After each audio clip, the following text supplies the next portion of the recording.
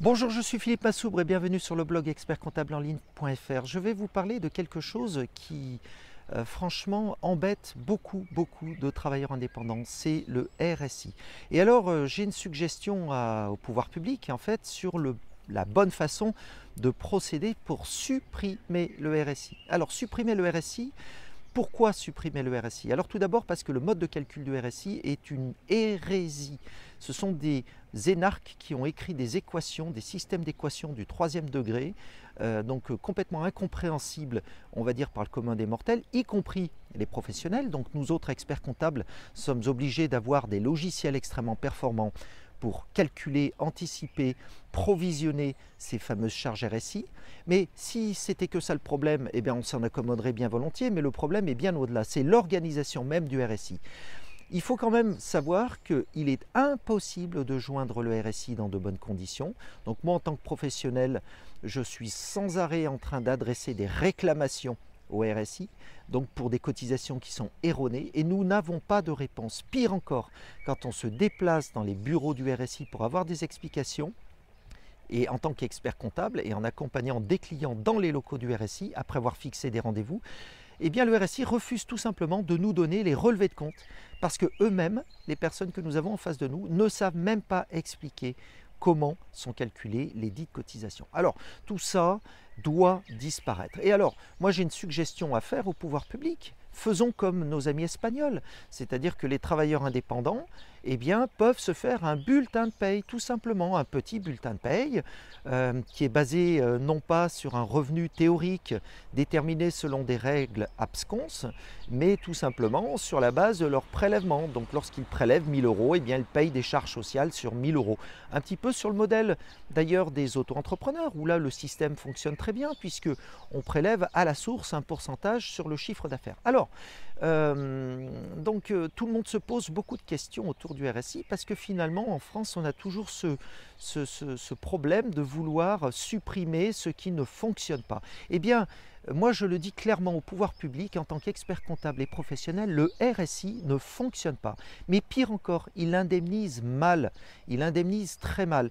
Donc les travailleurs indépendants sont obligés de souscrire à côté des contrats de prévoyance, des contrats de garantie de revenus, des contrats de retraite complémentaire sur lesquels ils sont obligés de repayer des cotisations. Donc par exemple, si vous êtes travailleur indépendant et que vous versez 1000 euros sur un contrat retraite, eh bien il vous en coûtera 1500 puisqu'il faudra réintégrer ces 1000 euros dans la base de calcul de RSI. Donc le RSI est une usine à gaz coûteuse, non efficace, non efficiente et qui, au bout du compte, génère beaucoup de frustration.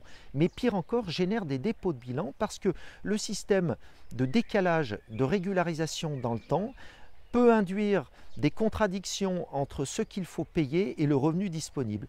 Et donc on se retrouve comme ça avec des artisans, commerçants, profession libérale, qui sont complètement étranglés par des appels de cotisation qui n'ont aucun sens. Donc le bon sens voudrait que l'on mette en adéquation le niveau de prélèvement, tout simplement, avec le niveau de charge sociale en temps réel et non pas de façon décalée. Et on a la méthode, on le fait pour les salariés, donc je ne vois pas pourquoi on ne pourrait pas le faire pour les travailleurs indépendants. Donc supprimer le RSI, c'est aussi à la clé l'intégration des travailleurs indépendants dans le régime de sécurité sociale. Donc il n'y a rien là-dedans d'anormal, il n'y aurait rien, on va dire, d'illégal, il n'y aurait rien non plus qui ne serait pas éthique dans ce choix. Au contraire, puisque ça permettrait finalement de reconnaître aux travailleurs indépendants leur contribution dans le tissu économique. N'oublions pas que ce sont ces petites entreprises qui créent l'emploi en France. Combien de temps va-t-il falloir marteler à nos dirigeants que ce sont les petites entreprises qui créent l'emploi dans ce pays? Donc il faut arrêter avec cette hypocrisie et il faut supprimer purement et simplement le RSI en le fusionnant avec la sécurité sociale. Donc les personnes qui travaillent actuellement au RSI, bien sûr, sont vent debout contre ça, parce qu'il y a des corporatismes, parce qu'elles sont murées dans une tour d'ivoire, elles ne communiquent pas avec l'extérieur, mais pire encore, elles créent des injustices, elles créent des anomalies dans le tissu économique. Il faut mettre un terme à cela. Le RSI empoisonne le tissu économique français. et il le fait, on va dire, de façon constante, régulière. Alors il y a des organismes qui se sont constitués contre le RSI, hein. On peut penser au CDCA notamment, mais quand on voit ce qu'il est advenu des membres du CDCA, ils se sont tous fait poursuivre en justice, ils sont traînés devant les tribunaux, ils ont les huissiers devant leur porte tous les jours, tout ça parce qu'ils souhaiteraient simplement appliquer une législation européenne qui permet en théorie aux travailleurs indépendants de choisir leur régime de protection sociale. Et en France, on interdit aux chefs d'entreprise d'appliquer cette liberté fondamentale qui a pourtant été édictée par des règles européennes.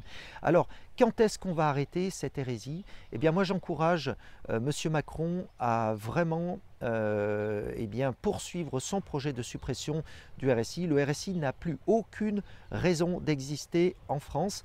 Voilà, pour toutes les raisons que je viens d'édicter. C'était Philippe Massouk pour le blog expertcomptableenligne.fr. À très bientôt. Au revoir.